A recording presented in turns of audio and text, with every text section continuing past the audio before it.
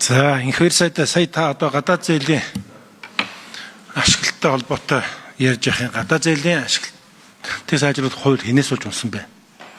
Яг үнэндээ хэдүүлээ уг нь бол нефтийн үйлдвэрийг Эрдэнэ бүрэнгийн усан цахилгаан станцыг явуулчих гэсэн нөгөө гуй дагаж хүзүү гэдэг шиг Сэлбийн $500 сая дагуулад ороод ирсэн шүү дээ. Тэрнээс ч юм болж унсан шүү дээ. Тэгээ яаралтай засгийн газраас ахаад өргөн бариад тэгээд зөвхөн тэр хоёроо оруулаад ирэлтэй.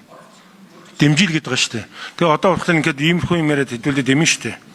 Та хэд ер нь энэ төсвийн хүрээгээ би уг нь одоо энэ жил бас та нараас яг нэг өгүүлэхэд арай нэг дөрвтойхон реформ хийсэн төсвийн хүрээний мэрэгдэл гэж орж ирэх болов гэсэн яг л хэвээрээ. Хэдүүлээ хизээ нэг дөрвтойхон шинжил хийчих юм бэ. Үндсэндээ урсгал зардлаас өөр хөрөнгө оруулах юм байхгүй бол нэг статистикийн үзүүлэлт. За зээлтэй өрхийн эзлэх хувийн сүүлийн 2 жил тасралтгүй өсөд өнгөрсөн оны эцэхэд нийт өрхийн 70.8% төрсөн. Өрхийн санхүү зээлээс хамааралтай бол сүүлийн 1 жилд өрхийн орлого 14.1% өссөн ч зээлийн эргэн төлөлт нь 26.9% өссөн.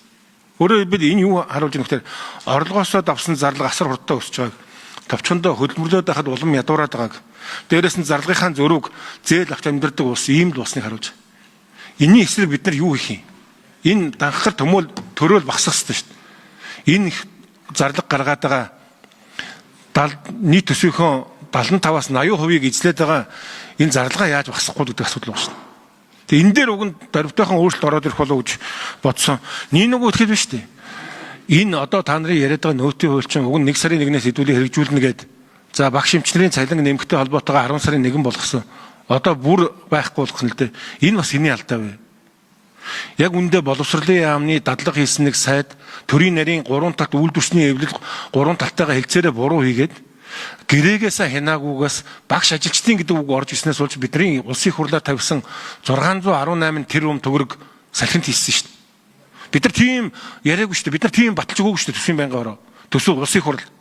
Одоо ахаад 1.3 их найд зөрүүгийн нэмхийн тулд дахиад 6700 тэрбум.